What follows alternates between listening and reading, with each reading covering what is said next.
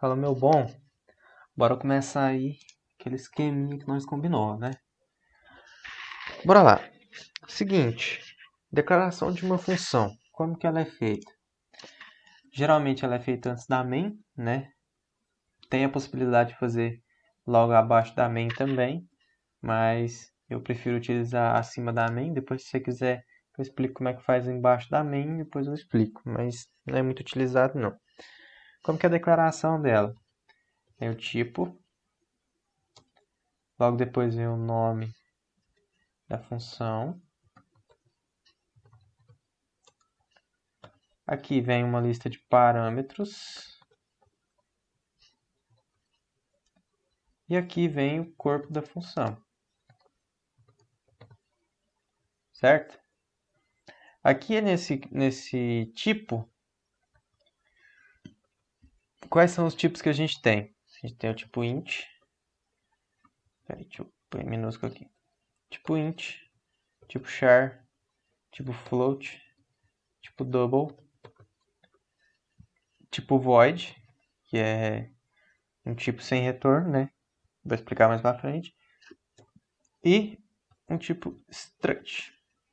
Beleza? O que isso vai interferir? Vai interferir que na função, dependendo do tipo que você usar, ela vai ter um return, certo? O que é esse return? Depois que você chama a função aqui na main, ele vai executar a função. E aí, dependendo do tipo dela, se ela for void, ela não vai retornar nada, mas se for qualquer outro tipo, ela tem que retornar um valor para dentro da main, entendeu? Então é para isso que serve esse return. Vamos fazer um exemplo? Esse tipo aqui vai ser um inteiro. O nome da função vai ser soma.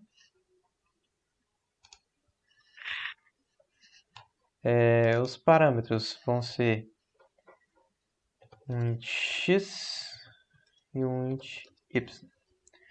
Detalhe, todos os parâmetros têm que ser antecedidos pelo seu tipo, tá? Não dá para eu criar eles assim, tá? Não posso criar, por exemplo, x e y do tipo inteiro, então eu posso criar os dois assim? Não, não pode. Cada um você tem que colocar o seu tipo aqui, beleza? Se eu fosse criar outro aqui, vírgula, int, z, char, h e por aí vai, beleza? Então, todo parâmetro é antecedido do seu tipo. Show? Entrou na função. O que vai ser o meu corpo da função? Eu quero realizar, vou dar um exemplo, a soma de dois números. Quais são esses dois números? É os dois números que estão recebendo aqui, certo? Lá embaixo você vai ver que eu vou enviar dois números. E quem que vai receber? X e Y. Na ordem, tá? Então vamos lá. Eu quero fazer a soma de dois números. Então, x, vamos colocar x recebe x mais y. Aliás, vamos colocar x não, senão vai te confundir. Vamos colocar z. Ponto e vírgula. Detalhe, outro detalhe. Todas as variáveis que você for usar aqui dentro, se ela tiver criada aqui em cima, no caso você criou ela no parâmetro x e y, você não precisa criar ela de novo aqui dentro, certo? Porém, aqui a gente tem uma variável z, que a gente não vê ela em lugar nenhum. Então ela não está criada. Então você tem que criar ela dentro da sua função também. Então vamos colocar um int z aqui. Agora sim essa função roda, porque a gente tem a variável x, a variável y e a variável z. E a gente tem as três aqui em uso. Beleza? Aqui ele vai retornar z. O que seria esse z? A soma de x mais y. Ele vai retornar lá para main. Beleza? E o que a gente vai fazer agora? A gente tem na verdade, três maneiras de enviar parâmetros para uma função por valor, né? O que é um envio por valor? Vamos pegar o exemplo do Gilberto lá. Pente. Seguinte. A gente tem aqui a memória, certo? A gente tem aqui a main e aqui a nossa função. A gente tem a main e aqui a gente tem a nossa função soma. Beleza. O que a gente vai ter aqui? A gente tem, vamos supor, duas variáveis.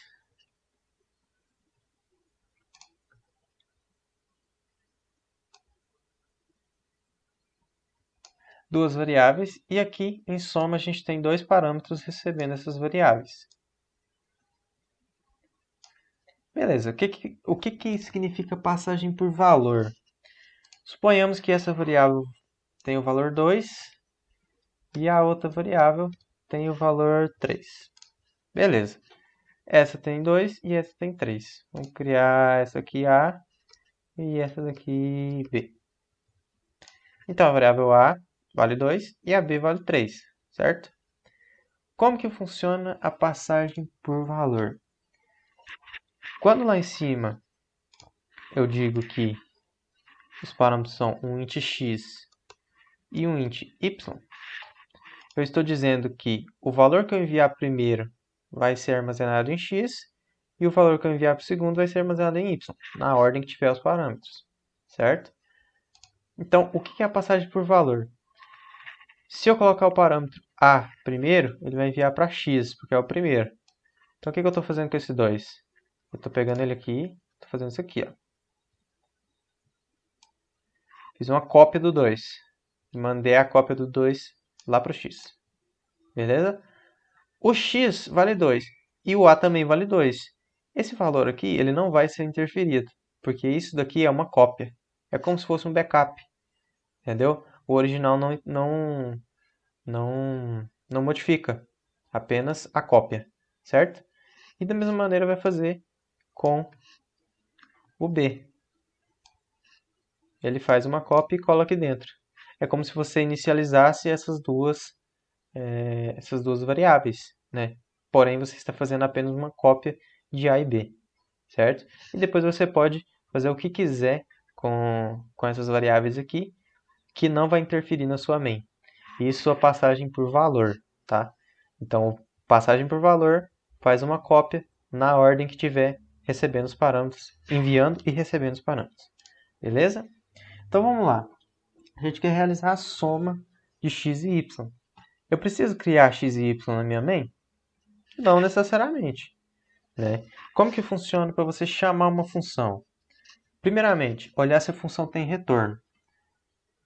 Se aqui ela tem escrito return alguma coisa, é porque ela vai retornar alguma coisa para main. Então, quando ela retorna alguma coisa para main, tem que ter alguma variável recebendo o que ela retornou, certo? Vamos criar uma variável retorno do tipo int também, né? Se ele, vou explicar sobre o retorno daqui a pouco. Beleza, como que funciona para chamar uma função? Ela tem um retorno, então alguma coisa tem que receber. O que vai receber? A variável retorno vai receber a função, que é soma,